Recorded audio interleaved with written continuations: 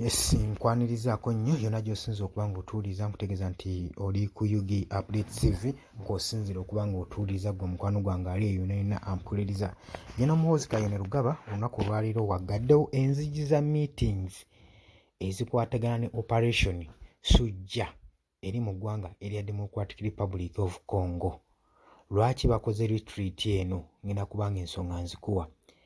Kutegeeza nti nno oli ku mayengo ga Yugi Update TV gwe atannakuba ng'otweyungako kkirira wansi ojja kulabawo ekigambo subscribe kikoneko ojja kuba osobola bulungi nnyo otweyungako abali e Canada, Qatar, Oman, Dubai, abali mu America, abali mu West Angeles tubasaasidde nnyo, abali Saudi Arabia mwebale nnyo kutuninga in mayengo gano aga Yugi Update TV, abali e South Africa, abali e Kenya, Nairobi mwebale kuba bawuliriza abalungi. Tubaagala nnyo nammwe mwebale kwagala channel eno.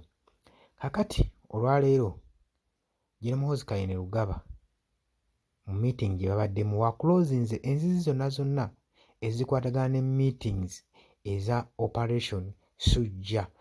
Jjukira nti nno operation y'emu ku yatandikibwawo okusobola okufufuggaza abayeekera b'akabinja aka ADF akali mu buvanjuba bwa Democratic Republic of Congo. Era UPDF agamba Jene Muhoozi Kayone Lugaba ku meeting ng'ayogeramu n'abaana be agamba nti UPDF ekoze kyamaanyi, ekoze ekintu kinene nnyo okulaba ng'ezza emirembe mu bitundu ebya Democratic Republic of Congo ey'ebuvanjuba. Agamba kati bwe njogerera abajaasi abattiddwa mu magye ga UPDF be bangi. Agambye abajaasi abattiddwa mu magye ga ADF be bangi.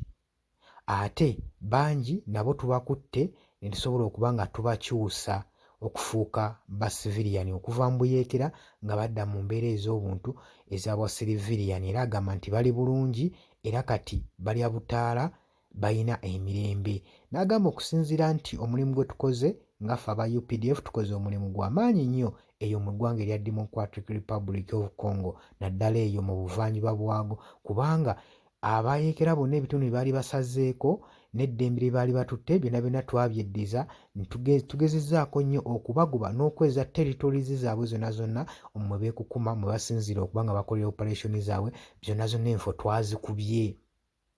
twazikuba. Kakati tulaba nga buli kintu kigenda kidda mu nteeko, eddembe ligenda lidda mu nteeko eyo mu buvanjuba bwa Democratic Republic of Congo. Tulaba nga eddembe liddizibwayo, amasomero gatandise okuba nga gasomesa gazimbibwa, amakyakezi gatandise okuba nga gaoperatinga, buli kintu kigenda kidda mu nteeko, amasomero gaoperatinga, amalwaliro mbu gaoperatinga. Agambye kaakati enguudo zitandise okuba nga ziconstructingibwa eyo, bakola road constructions. Jjukira nti nno bakola road construction naye ky'oba omanya Uganda yeekola constructions ezo ez'enguudo era tucontributingako kinene ku nguudo ezikolebwa eyo mu buvanjuba bwa ggwanga erya Democratic Republic of Congo, kubanga abajaasi ba UPDF gye balwanira nga balwanyisa mbu obuyeekera obuli eyo mu ggwanga erya Democratic Republic of Congo.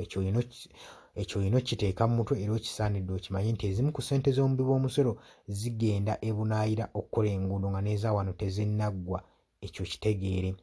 Ayongedde ne yeewala n'agamba nti tulina ligasi ennungi ffe aba UPDF. Jene Muhoozi Kayone Lugaba, Chief of Defence Force, yagamba bino: tulina likodi ennungi, tujjukira bulungi nnyo wano nga tugenze Somalia operation gye twakola e Somalia okuzza emirembe mu kitundu ekyo, ssaako n'okufuggaza akabinja k'abatujju ba terrorist. Twavaayo eyo nga nayo batunyeenya mutwe nga tebagaana tulabako. Ebyo byonna mubijjukira. We tugenze wano e Karamoja twasitowalinzeewo peace, eddembe, n'abantu n'obukundikundi obwali buyina emmundu nga bumazeeko abantu emirembe ne tuzibaggyako ne tusobola okulaba nga tuzza emirembe naddala mu game park. Mu game park nayo waliyo entalo nnyingi, eddembe ne tuba nga tulizzizza. Kati mugamba nti nno UPDF tetugyebaza, tusaanye ogyebaza ebyensuso esigale ng'egenda mu maaso n'okusucceedinga mu operation zonna zonna zeekola ekuume erigase yaazo. Ebyo bibadde bigambo bya General Muhoozi Kainerugaba mu meeting gye babaddemu ey'okuggalawo ey'okuretreatinga ku operation Sujja eyakolebwa okulaba ng'ezza emirembe mu ggwanga erya Democratic Republic of Congo nga bafugaza abayeekera ba ADF gw'omukwano gwange ali eyampuliriza. Ntegeeza nti nno obadde muwuliza mulungi bwebale kwekumira ku UG Updates TV. Naggambye gwagala otweyungako kkirira wansi waliwo ekigambo subscribe kikooneko ojja kuba osobola bulungi nnyo otweyungako gw'omukwano gwange ali eyampuliriza. Mbaagala nnyo, mweraba.